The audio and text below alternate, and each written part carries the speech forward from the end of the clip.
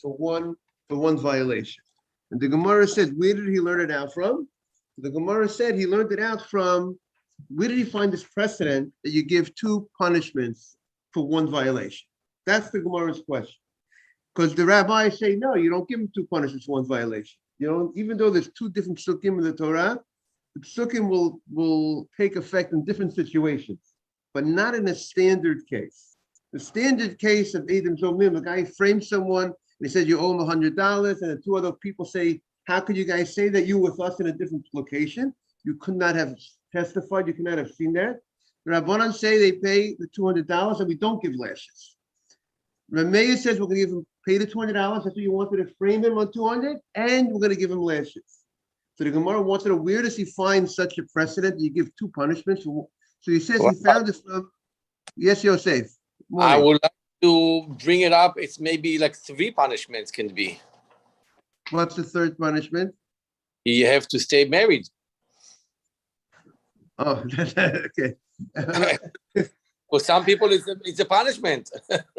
You know, so bad for those people. Those people, you know, they should, you know, it's a self-inflicting thing. He's talking about the law when a person defames his wife. Not only does he have to pay the money, not only does he have to go in and get lashes, he has to remain married to her. Okay. So now the Gemara says, it might be a punishment, right? In a certain sense, he's obligated to pay food, clothing for the rest of her life. He wanted to defame her and cause a bad name.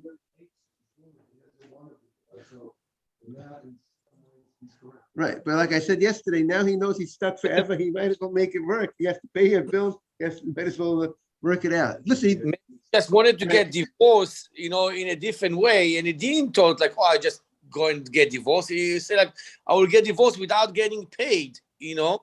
So, you know, it's a punishment. It's really a punishment. Okay. He caused it to himself. He deserves it. He deserves it. He wanted to kill his wife. That's what he wanted to do. He hired witnesses and so on and so forth. Okay, so the Gemara says, let's see it inside. Ama'ula, Gama Memotzi Shemra. You have it? It's in the art scroll on the left side. It's Ama'ula. It's the second paragraph, middle of the page. In the Hebrew, it's 4 lines from the top. Ama'ula Gama Motzi Shemra. He learns from Motzi Shemra. Ma Motzi Shemra. Someone who defames his wife. Look at he gets lashes and he has to pay. We got a double punishment. Afko look at so too, we could say, but we could learn out from there that there's that other cases also you could give 2 punishments. You could give lashes and you could give payment, and therefore for framing a person and saying he owes money, you give him 2 punishments. 1 punishment due to him what he wanted to do to the other guy. And a second punishment for violating the 10 commandments where it says, don't bear a false witness. And the general rule is by violating a losa, say when the Torah says don't do something and you violate it, it carries with it lashes. Like don't eat pork. If each person eats pork, carries lashes. So number 1, for violating, don't bear false witness, he gets lashes. And number 2, the Torah says when you do to him what he wanted to do to the other guy, he wanted to obligate $200. He has to pay $200 in addition to the standard lashes for violating when the person says don't do it, and he did it. So the Gemara says, how could you use Motzi Shemra? You want to use that when a guy defames his wife as a source to learn out other things. You know, if you think about the American court system, you bring a case in front of the court. What does the court do? They bring the judges research. They look at the precedents on the books, what the courts ruled in other places, and they want to compare this case to over there. That concept they got from that's the Torah concept, that you look at Torah gave certain laws, and those laws, if they could apply those laws, the Torah gives it over there. It's a general rule, unless you have a reason to say there's a distinction that you can't compare case A to B because they're not comparable. So that's what the Gemara says over here. Good morning, Akiva. The Gemara says over here, you can't use this case on the books, so to speak. I don't should pull on the books. The Torah, it's not a book. It's a holy sefer. The case you can't use this case of Motzi Shemra as an indication for all of the cases. Why? Because we see the Torah went above and beyond in the punishments by Motzi Shemra. Why? So the Gemara says, Ma'ala Motzi Shemra sheken knas. Motzi Shemra is not the normal compensation for something. Motzi Shemra is a penalty, is a fine that the Torah imposes on the person who defamed his wife. Like we explained yesterday, a fine is not compensation. A fine is like a penalty. Compensation is when you hurt somebody, you cause a certain loss, or the Gemara is looking at the attempted loss as a loss. And therefore, when you go ahead and you frame somebody, the Gemara at this point is saying it's like you and as a result of your frame, the court made a verdict that the guy has to pay. So the Gemara was looking at as like, and now the Torah says you have to pay what you wanted to cause. So the Gemara is looking at that's real compensation because it's as if you caused that loss to the guy because it was happening, so to speak. That loss was happening. It was only you got lucky. It's only the guy got lucky that two witnesses came and say that the first pair of witnesses were with us. But if those two witnesses would not have come in, that $200 verdict of the court would have been imposed. So now that you need to pay that amount of money, that's called the Gemara is looking at this point of the Gemara as a compensation that you need to pay. Therefore, you can't learn compensation from a case of penalty. A penalty is where the Torah goes ahead and obligates something which is not because you caused a loss or wanted to cause a loss. It's just the Torah wanted to penalize the guy for it's a fine. So a fine, Rashi says it's called a chidush. It's a novel idea.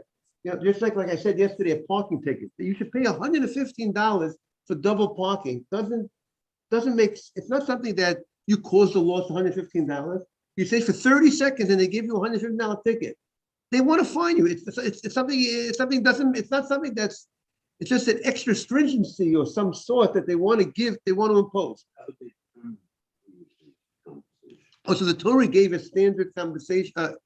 This compensation, this penalty. The penalty of Motzi Shemra is the Torah says 100 kesef. The Torah gives an amount of money that's standard for all women. Yeah, when we deal with sometimes when we deal with compensation, someone hits someone, punched them in the face, that compensation would depend on the damage. How much was the official damage? But here we're talking about the standard penalty that Torah imposes. Everybody who double parks in the city of New York, you got a $115 fine. Anybody who defamed his wife is $100, 100 shkolim, 400 zuz. 400 zuz penalty for defaming his wife. So being that it's a novel idea that you pay the Torah imposes the penalty, you can't use that as a source for other cases. That's what the Gemara says. Because this case is unique, it's a penalty, and therefore maybe because it's a penalty, so maybe that's why the Torah also goes out of its way to give a double punishment, a penalty plus lashes, right? He pays this money, 100 kesef, this knas, called this fine, a fine plus, but when a case is not a fine. Oh, so the Gemara is saying that if you find a precedent that we give two punishments in a certain case, if that case is unique because we find that it has a fine, which is not the normal case. Fine is not the normal, typical type of, and you want to learn like apples and oranges. Are they similar or not similar? So now the Gemara is saying it's not similar. You want to take the law that's given by Motzi Shemra, by defaming this woman, and you want to apply that law to over here to say that the same law would be by Edom Zomamim. You want to compare defaming somebody to defaming. Sorry, you want to compare framing somebody. We have a question. If someone frames someone, are we going to give two punishments for the people who framed, or we're going to give one punishment? And you want to use the precedent of the case of Motzi Shemra when the husband badmouthed his wife, and you want to use that as a source for this case. So the Gemara says it's two different categories. you're dealing with the cases are different, inherently different. And when they're inherently different, well, how so? So the Gemara is understanding the difference is that one case is classified as a fine. And one case, the Gemara, at this step of the Gemara, is understanding Eden Zolim is not a fine. That's what the Gemara is holding at this point. The fact that you have to pay when your person frames somebody, the Gemara is looking at framing as compensation, not as a fine. See, there's two opinions. How do you look at framing somebody? When the Torah obligates somebody a certain, you have to pay for what you framed the guy. Is that payment, do you classify that payment as a fine, some sort of penalty? Or do you classify that payment as real compensation?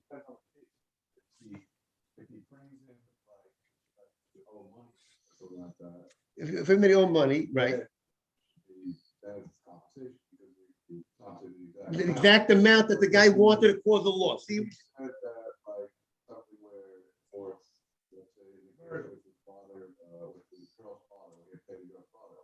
That's the fine. Right. That's what the Gemara is thinking. So murder. The guy wanted to murder. The guy testified.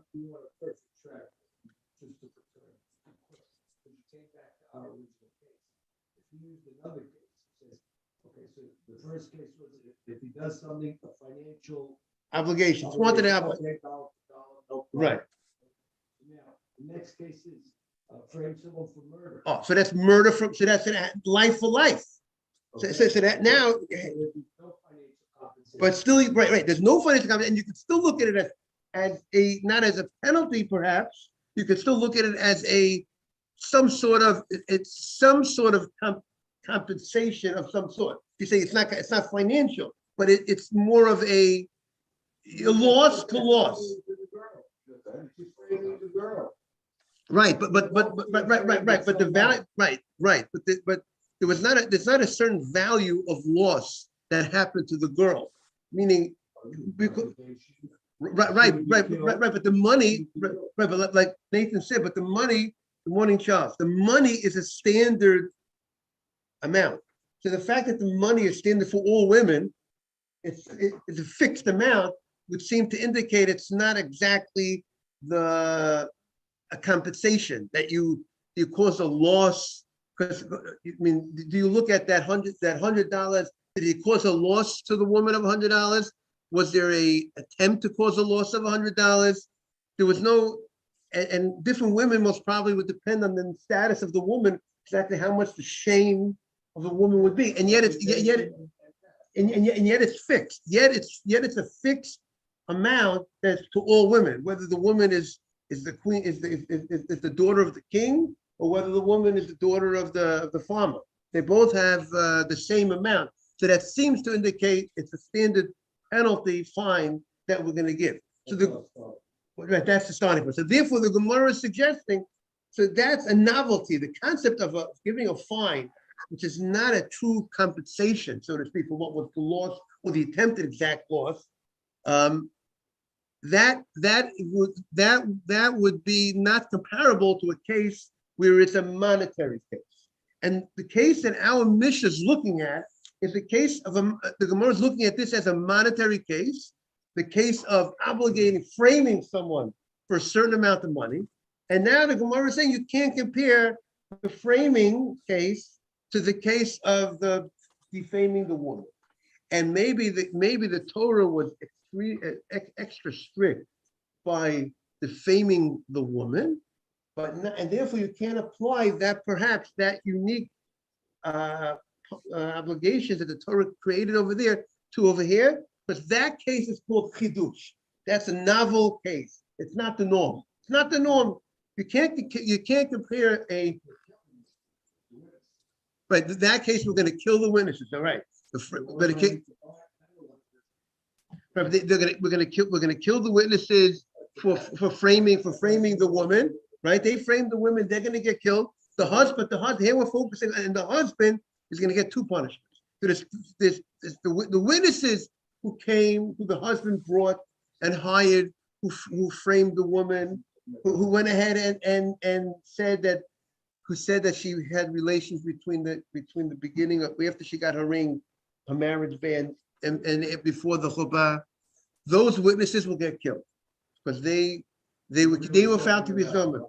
Now we're talking about the husband. The husband, in addition to those witnesses who said this false testimony, the husband will also get two punishments. He hired the witnesses to create this thing. He's going to get a punishment for defaming his wife, and he's going to get a punishment. He's going to have to pay $100 standard fine to the father of the girl. So we're talking about the case when she was between 12 and 12 and a half. Now, so the Gemara is saying that now the Gemara wanted to use that as a model for other cases. You give two punishments there, so we can give two punishments somewhere else. So the Gemara says you can't compare, because that case is a case of a chidush, a novel case, and not the normal case. And we're just trying to learn out the normal, we'll call money from the fine. It's two different cases. That's something regular. They're two different categories. And before the two different categories, you can't learn one category from the other. That's what the Gemara, at this step of the Gemara, Mr. Safdie, is it good? Got it? That's what the Gemara is saying. Gemara is good at this point. Mr. Haber, good? The Gemara shoots back. Savala Rabbi Akiva. That Reb Meir holds like Rabbi Akiva, the Amma, Edom Zom Knossim. Rabbi Akiva says, Edom Zomim, how do you classify Edom Zomim? This idea that the Torah creates, that when witnesses frame somebody, they wanted to obligate him $200, and it didn't even happen yet. The court did not even, the guy didn't give the money yet. The court gave her a judgment. $200 you have to pay based on the witness testimony. And the guy, let's say, did not give the money yet. And comes two other witnesses and say that the first pair of witnesses were with us. The Torah obligates that the pair of witnesses have to pay what they wanted to, that they attempted to go ahead and charge the other guy. Is that called compensation, or is that called a fine? The Torah's obligation, that the Torah mandates that the witnesses have to pay what they attempted to cause to the other guy. What you said, the doctor says the doctor Navid, it's a fine. He's saying he looks at it. It's a fine. We learned before. But that was because we learned Rabbi Akiva. We learned before? Yes, that because we learned that was Rabbi Akiva. Before, like 2-3 pages? Yeah. Okay. Yes, right. Very good. That's Rabbi Akiva. Rabbi Akiva looks at Edom Zomimim. He doesn't look at it as compensation. He doesn't look at it as a payment because you cause, what do you say, Mr. Hayward? He looks at it as a penalty because the guy didn't even cause the loss. These witnesses attempted to cause a loss. It didn't happen yet. They came to court. They said, Reuven owes him $200. The judge gave a verdict, and the judge cross-examined the witnesses. They asked many questions. And then as a result of the testimony of those witnesses, the court gave a ruling. $200 you have to pay. And Reuven did not yet pay the money yet. He didn't pay the money. No money was taken out of Reuven's pocket. And now we're going to obligate those witnesses to pay Reuven the $200. So that he looks at, that's not right. That's a penalty. So therefore he says they are comparable. Because now as Rabbi London, my father-in-law, blessed memory, would say, line up the men. Line it up. So he says, now let's line it up. It comes out that they're both cases are fine. The case of Moti Shemra, the case of defaming the woman, it's a penalty it's considered a fine. The $100, the 100 kesef is a fine. And the case of Edom Zomimim is also, according to Rabbi Akiva, he defines it as a fine. So now if they're both defined as fine penalties that are fines, now you have a right to learn one from the other. Because now they're all in the same family. They're all in the same category. So therefore, just like Moti Shemra, that's a fine. You have two punishments, both the money and both. Good morning. They give that husband 39 lashes for defaming his wife. They give him two things. He gets 39 lashes plus the money. So too, we're going to give these witnesses 39 lashes for framing this guy on amount of paying that he should pay $200. We're going to give him 39 lashes, plus he has to pay whatever he wanted to cost, whatever value he wanted to cost, $1,000, $200, whatever the amount that the court had given a verdict based on the testimony. That is the reason of Rabbi Meir. So that's how the Gemara explains his opinion. But of course, we're going to go with the Chachamim that say we're not going to give him both punishments. We're going to give him just one of them. Okay. Now the Gemara has a different text, a different version of when Ula makes his statement. Ula made the statement that we learned from Motzi Shemra. Good morning, Yaron. Yaron, Morris, if you want to show him, we're about 8 lines from the top. Ike de Masnila, the Ula, first word is the Matni. Some learn Ula Aha. Some have Ula's statement that we learn from Motzi Shemra going on a different situation, on a different case, not on the situation that we said above, but in a different area. We're on the right column on the Art Scroll English, if anybody wants, on the right column, 4B1. The Tanya, we learned in a brighter. Here we're in Pesach season now, right, everybody? Somebody was talking to me yesterday about, Baruch Hashem, he was blessed with a baby boy. Now he has to see him B'chorim. He has to come Erev Pesach to the Siyum. So the Gemara says, they learned Ula's statement on the following. The Tanya, we learned in a bright. Lo totiru mimenu ad boker. The Torah says about the Karban Pesach. This is talking about the Karban Pesach, right? We're in 30 days of Pesach. We're supposed to learn about the laws of Pesach. So it says, Lo totiru mimenu ad Pesach. You should know, by the way, if you have a person, a person has a home somewhere else, you got to start thinking about, and if you're in that home recently, within 30 days, you got to make sure you do a proper b'dika if you're in some other home within 30 days. If not, that there's other laws what you need to do with that home. But once you're in 30 days, the laws of b'dika are already on you already. You got to start thinking about it. So the Torah says you can't leave the Karban Pesach until the morning. You have to eat the Karban Pesach at night. The night of Pesach, you have to eat it, and there's something called nota. You can't leave it over to the morning. Lo totiru mimenu ad boker. What? No, there are many, depends on the many korbanot. For instance, there is a korban called korban todah, right? A korban todah, certain korbanot have certain time limits, how you have to, most of the korbanot, that if they're supposed to be eaten, let's say todah, supposed to eat by day, you have it, if I bring an offering today, korban todah, I have the time period eating by the day and the night. And I can't leave it to the morning. Most korbanot, you can't leave to the morning. But this pasuk is specifically meaning a certain korbanot, I have 2 days to eat. For instance, the korban shlamim, I got today, tonight, tomorrow. It's a 2-day time period. You know what I'm saying? Some korbanot have a 1 day, let's say a Todah has a 1 day, day and night. The Pesach is a very, from the shortest amount of time to eat. It's just the night. Just the night. There's no day and night. See, it might be the only korban that I could press. You have just such a small window. But generally, most korbanot have that prohibition, or you can't leave it to the morning. So now, Torah says that Karban Pesach, you can't leave it to the morning. And what do you do if you leave it to the morning? You have to burn it. If you left it to the morning, you can't eat it. The Torah says don't. So you have 2 mitzvot. Don't leave it to the morning. So if a person left it to the morning, he violated the law testament. He wasn't a good boy. He left it to the morning. But what does he have to do if he left it to the morning? He has to burn. He has to burn it. That's what the Torah says. And then the pasuk says, if you left it to the morning, you have to burn it. Now, the Torah gives you the Torah here tells you what you need to do after the fact. If you did the sin, if you did something wrong, the Torah tells you what to do. So the Gemara is going to look at this as a fixing. This is what do you need? This is like the kapara. This is what you need. That's how you will fix yourself up. That's how you atone yourself. In general, when a person violates the Torah says don't do something. Torah says don't use a razor blade on your beard.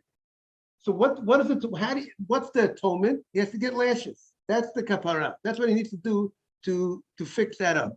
But here the Torah says, I don't want, that's not what I want. Torah saying, that's not the kapara if you leave over to the morning, so now you should get lashes. What does Hashem say? I want something else. I want you to burn it. I'm telling you, this is what you need to do.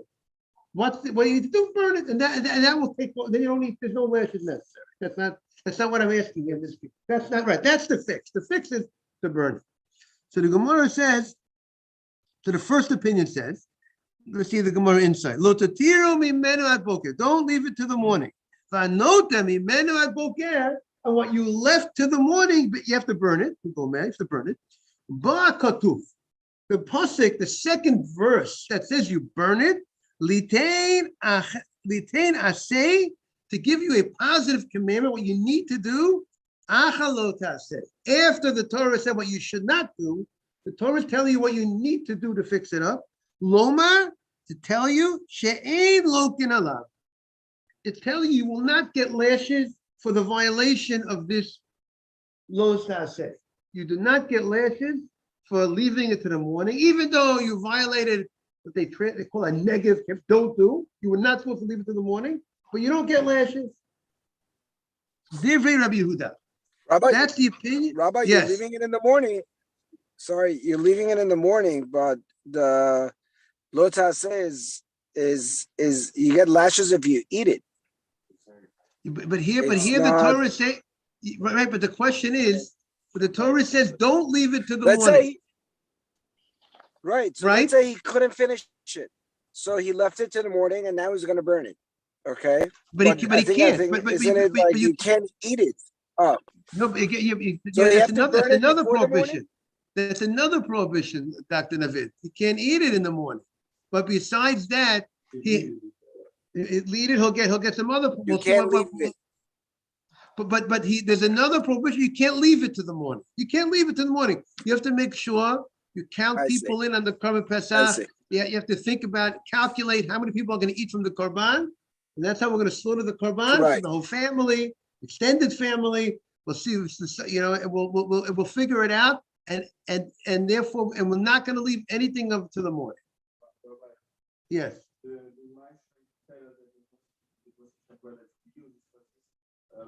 We're gonna say he's gonna use Moshe Shemra to address an issue related to this price. Correct. Not for the previous thing. Exactly. So the Gemara says that's the opinion of Rabbi Yehuda. The Torah is giving us a second pasuk. This is the fix to tell you this is the fix. You go in and you burn it, and that's called a lav hanitak laaseh. That's a lav. The Torah says don't do something. And then the Torah creates a positive thing following the thing that I told you not to do. And then we say lav hanitak laseh, where the Torah creates an aseh following the lo taseh, that doesn't get lashed, like we said. Because the Torah is telling you that is the fixing. In general, the lashes is the atonement, and this is the atonement. Burn it. That's what the Torah says. Rabbi, how can you burn it if it's on holiday? Okay, very good. Obviously, on a Torah, that's the Torah. The Torah is telling you that you could burn it. That's what the Torah is saying. But you're not That's the allowed to get fire. Okay, but for this mitzvah, the Torah is telling you, morning mitzvah. The Torah is telling you for this mitzvah, you know, on Shabbat, you're not allowed to slaughter an animal, right? Shabbat, one of the 39 malachot on Shabbat, I can't slaughter an animal. But you know, in the Beit HaMikdash, they slaughtered animals on Shabbat. There's certain laws applied that you could, the Musaf, the Korban Tamid, that was born on Shabbat. So there's certain laws that are different. What'd you say? They did all that, right? So many things are you know, when it comes to Korbanot, there are certain differences in law. So the Gemara says the following. Rabbi Akiva says, Lo min Hashem uzeh. Rabbi Akiva says, Mr. Feldman was discussing, if someone leaves over the Korban Pesach to the morning, first says, don't leave it over to the morning. Hashem wants the Korban Pesach should be eaten in its entirety, not to be left over to the morning. Torah says, if you leave it over to the morning, you got to burn it. So the second pasuk, do we need this if we would not have the second pasuk? If the pasuk would have just said, don't leave it over to the morning, and he violated that. Would we give him malkut? Would we give him lashes for violating a lo taseh? Torah says, don't do it, and you did it, or not? So the first opinion says we would have given him lashes, but now the Torah says, I don't want lashes for the guy. I want something else. What I want, let him burn it.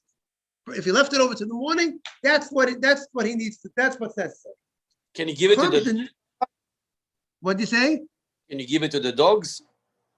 Here it says to burn it. It sounds like dogs would not do the trick.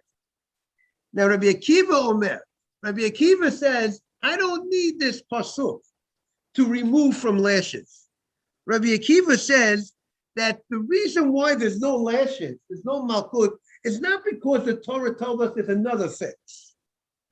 He says there won't be lashes because we have a different rule. What's the rule? If a violation of a lo taseh, someone violates, the Torah says don't do something, but you violate it not by an action. You violate it by being inactive. Being inactive. I did nothing. It was passive. I just left it over to the morning. Torah says don't leave it up to the morning. So that, or I'll give you another example. A guy speaks lashon hara. This week's parasha about Mitzorah. Tazria starts, we have to talk about the leper in this week's parasha. We consider, good morning, Mari. We consider lashon hara, dibur, speech is not the level of action of other items. Eating something, hitting somebody, using your hands, it's more action-packed than speech. We don't consider the speech as an action that you would get lashes for making a not nice comment about somebody. The world out there is all talking about not nice comments that people say, right? The whole world is talking about the Oscars or whatever someone was telling me yesterday. So people, they didn't learn the parasha that you have to watch your mouth before you talk. And then people also didn't learn the parasha that you have to watch your hands before you hit. They didn't learn the Torah properly. This week's parasha, hopefully it's a highlight. You see a negative comment. You see what people, but that's the reason why they don't get lashes, because there was no action. It was passive. He left it over to the morning Akiva. So it's not that we needed the next pasuk to tell us there's no lashes. We needed the pasuk to tell us this is the fix. Without the Torah telling us to fight, burning it is the fix, we would know there's no lashes. Because of the general rule, alav she'ein bo ma'aseh ein lo kanal. A violation of a prohibition, where the Torah says don't do something, and you doesn't get lashes if it's not with an action. So that's what Rabbi Akiva Omer.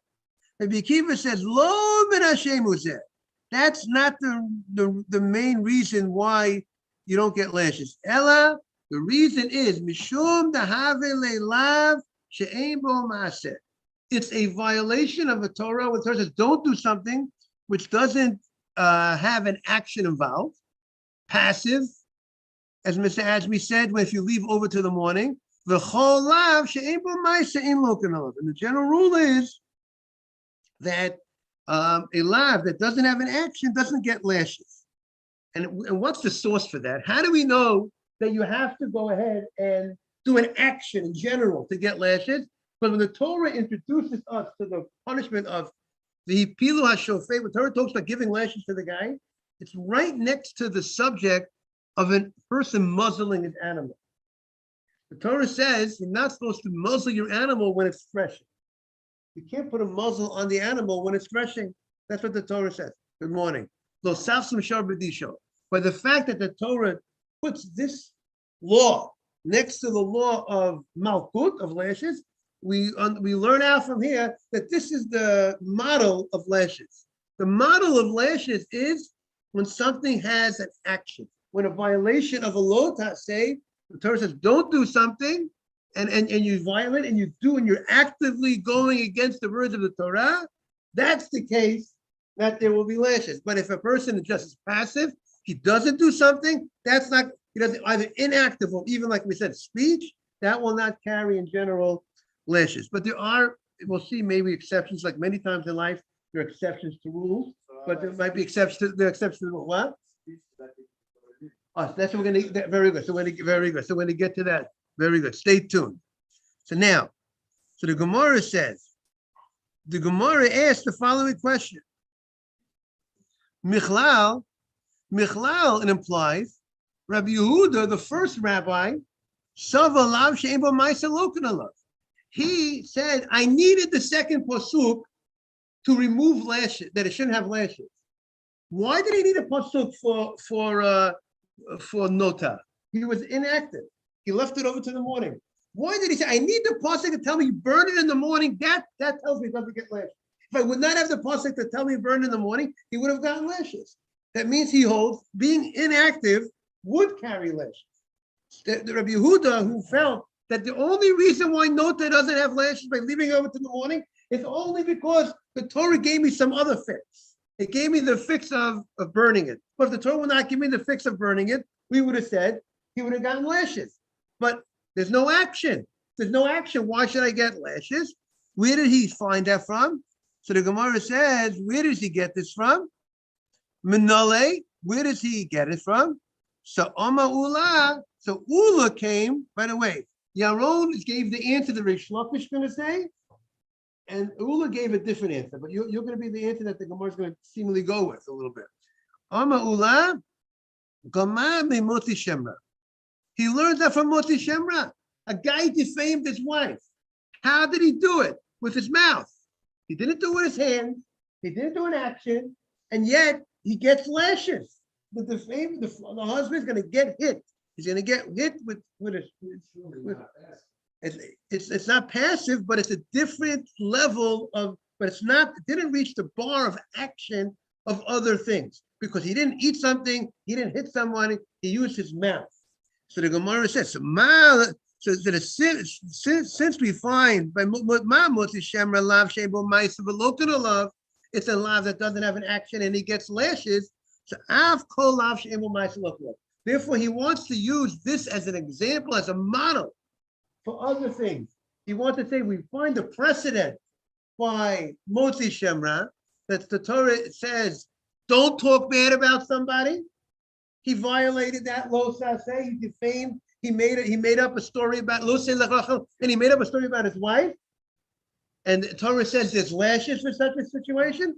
But the Gemara says let's learn out other cases also. There'll be lashes for even if he did not reach the level of action, just speech or being inactive. There could be lashes, and that's what the Gemara wants. What do you say? And that's why the Torah needs to tell you that you won't get lashes if you left the Korban Pesach till the morning, because I gave you a different fix. You burn it. But if you would not, Torah would not have told us you burn it, you would have gotten lashes. That's the opinion of Rabbi Yehuda. Okay, we'll see everyone hopefully tomorrow. So basically, thank everyone for coming. What do you say, Doctor? So Rabbi, so basically, if you are a false witness and you constantly talk nonsense or false statement to everyone, one second. What did you say, Dr. Sure. So say it again. If you're constantly a false witness, okay, and you constantly just talk, and that's considered not active, there's no fine associated with that. To me, speaking Lashon Hara or just providing false witness or damaging someone with your mouth is an active action. It might not be physical, but it's still active. Right. It's a different level. We might see that it might be called Edom Zomim. We do see the Torah does give lashes on a certain case of Edom Zomim. How do you define active? What's the definition of something active? Active is defined, good morning, usually with one's hands. Someone does an action with something that's related to one's hands, one's mouth. Yeah, we pray with you. One's hands, one's mouth. That's usually something that's called action. Speech. Now it could be we might find something that Edom Zomim might be referred to as an action. Even the Torah might refer to the speech as an action. But in general, we look at the speech as not a level of an action. It's words, even though we hold words are very powerful. Right. Okay. Thank you. Have a great day. Great day, everybody. Yom Tov. Bye. You too. Bye-bye. Bye-bye, Yosef. Yes.